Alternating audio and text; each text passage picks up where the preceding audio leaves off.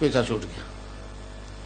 तो रेल की नौकरी में तो भाई रिटायरमेंट था, इसमें रिटायरमेंट ही नहीं है, ये तो जीवन भर करना पड़ेगा नौकरी। अब गुरु की नौकरी है, पहले रेल की नौकरी थी, उसमें तो अभाव ही अभाव था, इसमें कोई अभाव नहीं है, समझे। तो इस प्रकार मुझ में एक परिवर्तन आ गया, और वो केवल मंत्र से आ गया।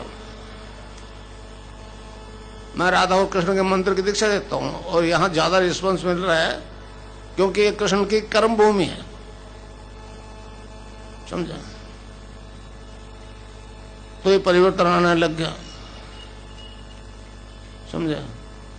तो जो मैं मंत्र दूंगा आपको, अब सिर्फ दो तरीके हैं, मंत्र जप और ध्यान। मंत्र के बारे में महर्षि अरविंद ने कहा है कि इस देश का उद्धार दो मंत्र करेंगे। पहला मंत्र तो 1906 में प्रकट हो गया, वंदे मातरम, अखबार निकला था बंगाल से।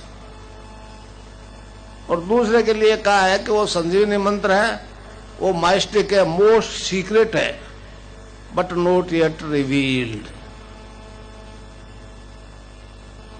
उसको संजीवनी मंत्र कहा है।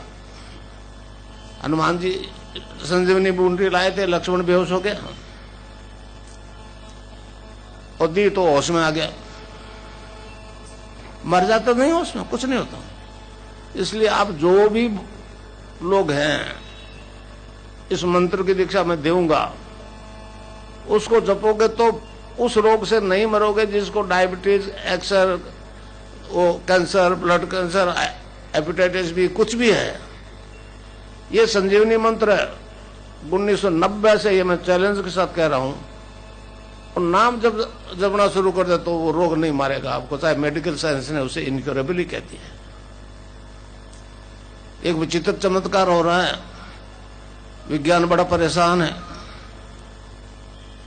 राजस्थान में, जयपुर में मेरा प्रोग्राम हुआ, नाको वाले भी आ गए, नेशनल एड्स काउंसिल के लोग भी, कुरैशी साहब हैं कि दिल्ली में बैठे हैं।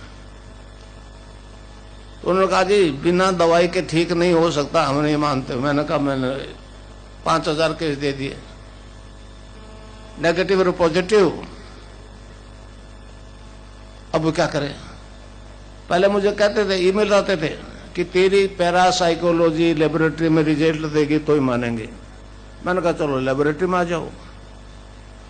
मैंने दी हुई है, यहाँ फाइल दी हुई है कंप्लीट 500 केसों की, उसमें ईमेल नंबर दिए हुए हैं, फोटो दिए हुए हैं, समझे नहीं समझे।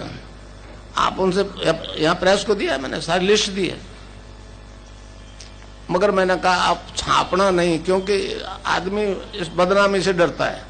मगर आप इंक्वायरी कर लो, आप जितने भी दिए हैं पूरे देश के हैं, केरला को छोड़ के, समझे, पूरे देश के। अब ये बड़े परेशान है। तो ये एक विज्ञान है, अद्वितीय विज्ञान है। योग कई तरह का होता है, जप योग, लय योग, ध्यान योग। मैं जिस योग की बात करता हूं वो है सिद्धि योग। मतलब योग में 5 प्रकार के वायु होते हैं, प्राण, अपान, समान, उदर, व्यान। तो प्राणवायु जो स्वामी रामदेव जी कपालभाति, पता नहीं पातालभाषी करवा रहे हैं, समझे नहीं समझे। मैं नहीं करवाता, मैं तो आपको मंत्र दीक्षा दूंगा, उससे आपकी कुंडलिनी शक्ति जागृत हो जाएगी। बाहर जिसको आप लोग पूछते हो, राधा कह दो, सीता कह दो, पार्वती कह दो, अम्बा कह दो, दुर्गा कह दो, योगियों ने उसका नाम रख दिया कुंडलिनी। वो हर स्त्री पुरुष में, हर मानव में होती है। वो रीढ़ की हड्डी के आखिरी हिस्से में, जैसे सक्रम कहते हैं, बेसमेंट में 3.5 घंटे लगा करके पूंछ को अपने मुंह में दबा के सोई हुई रहती है। लोग कहते हैं जी इसको जागृत करने से आदमी पागल हो जाता है, मर जाता है। ये बात ठीक है उनकी, हठयोग से ऐसा आप नहीं कर सकते, समझे नहीं समझे। मगर कोई गुरु समर्थ है और उस गुरु का आदेश है पीछे कि अब ये तरह काम करना है, तो फिर वो नुकसान नहीं करती। वो उसके आदेश से कंट्रोल, वो उसको कंट्रोल किए हुए रहता है। चाहे वो विश्व के किसी से बैठा है, और वो ऊर्ध्वगमन करने लगती है, ऊपर उठने लग जाती है। तो हमारे दर्शन में कहा हुआ ना कि जो ब्रह्मांड में वो सारा पिंड में, जो पिंड में वही ब्रह्मांड में। और 5 वायु जो है, अपान वायु नीचे डिस्चार्जेस को बाहर फेंकता है, जब तक वो ऊपर नहीं उठेगा तो कुंडलिनी नहीं ऊपर उठेगी। तो इसमें 3 बंध लगते हैं। पहला द्वंद लग गया मूलाधार में, अपान वायु नीचे नहीं जाएगा तो रीढ़ की हड्डी की एक्सरसाइज होगी। जो ये नाभि से ऊपर उठी, दूसरा बंधन लग जाएगा, ऑटोमेटिकली लग जाएगा। आपको केवल मेरा यहाँ ध्यान करना है, नाम जप करना है, इससे आगे आपको कुछ नहीं करना। वो कुंडलिनी शक्ति आपका शरीर, प्राण, मन और बुद्धि अपने वश में कर लेगी और सारी योगी क्रियाएं स्वयं कराएगी। उसी अंग की योगी क्रियाएं होगी जो आपका प्रॉपरली फंक्शन नहीं कर रहा। इसलिए जितने बैठे हो उन सबको अलग अलग तरह की योगी क्रियाएं होगी। उस अंग विशेष को मतलब स्टिमुलेट किया जाएगा, टोन अप किया जाएगा। जब तक वो प्रॉपरली फिट नहीं होता है तब तक वो मूवमेंट होता रहेगा, एक्सरसाइजेज होती रहेगी। इससे सारे शारीरिक रोग ठीक हो जाएंगे। जो ही कुंडलिनी यहाँ कंठ से ऊपर उठी, कंठकोप कहते हैं इसको, तो तीसरा बंध लग जाएगा, जालंधर बंध। अब इससे आगे जो गर्दन का थोड़ा हिस्सा रह गया, उसमें हर तरह का मूवमेंट संभव नहीं, तो प्राणायाम होता है। आज तो प्राणायाम पहले कराते थे, हमारे इसमें पहले आसन लगेगा, फिर बंध लगेंगे, समझे। और यहां से जो ही ऊपर गई कुंडलिनी, पूर्ण कुंभक हुआ तो समाधि लग जाएगी। तो हमारे योगियों ने शरीर को मतलब 2 भागों में मोटे तौर से बांटा। एक तो यहां से ऊपर का हिस्सा, यहां से नीचे का हिस्सा।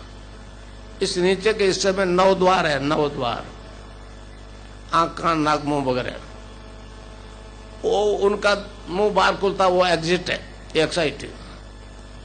और ये 10वां द्वार, जिसको शिव की तीसरी आंख भी कहते हैं, ये 10वां द्वार है। तो यहां से ऊपर नीचे कैसा, मतलब 7 प्रकार के सेल से इस शरीर की रचना है। हमारा ऋग्वेद कहता है अन्नमय कोश, प्राणमय कोश, मनोमय कोश और विज्ञानमय कोश, फिर आनंदमय कोश, चित्तमय कोश और सत्यमय कोश। तो उस मंत्र दीक्षा से ये चेतन हो जाएंगे और तीसरी आंख खुल जाएगी, तब फिर यहां से साधक ऊपर चढ़ता है, आनंद, चित्त और सत्य यहां पहुंच जाता है। हमारे देश में एक याज्ञवल्क्य ऋषि हुए हैं, याज्ञवल्क्य, महर्षि अरविंद के अनुसार। वो आनंद तक तो पहुंच गए, मगर चित्त और सत्य की अभी चेतना आई नहीं आज तक। अब वो मुझ में गुरु कृपा से आ गई। मगर जब तक शारीरिक रोग खत्म नहीं होगा, न ध्यान लगेगा न समाधि लगेगी। योग में 8 प्रकार के अनुष्ठान की बात कही है, समझे। तो जब तक ये तीसरी आंख नहीं खुलते कि न ध्यान नहीं हो गए, समझे। मच्छेंद्रनाथ जी कलयुग के आदि गुरु थे, समझे। गोरखनाथ जी तो जग प्रसिद्ध हो गए। मच्छेंद्रनाथ जी ने कहा ये योग जो है वेद रूपी कल्पतरु का अमर फल है, इससे साधक के त्रिविधि ताप शांत होते, आदि देहिक, आदि भौतिक, आदि दैविक। आपकी अंग्रेजी भाषा में फिजिकल डिजीज, मेंटल डिजीज और स्पिरिचुअल। भौतिक साइंस फिजिकल और मेंटल को तो टच करती है, स्पिरिचुअल के मामले में पीछे हट जाते हैं। स्नायु मंडल को टच करता हुआ आज का डॉक्टर डरता है, समझे। तो ये कुंडलिनी तो सारी चेतना से आकर यहां पहुंचा देगा आपको, जिसके लिए दोनों सिद्धियां हो गई। अरविंद ने कहा जिस दोनों सिद्धियां हो जाएगी, जो यहां जिसके लिए असेंड करना पड़ता तो वो डिसेंड कर जाएगा इस फिजिक्स में, समझे।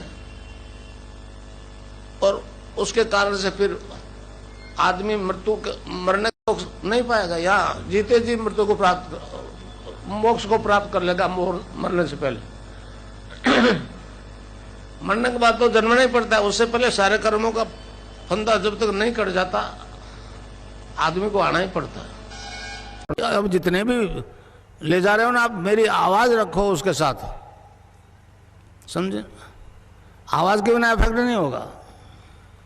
तो मंत्र है cling Krishna cling, cling Krishna cling.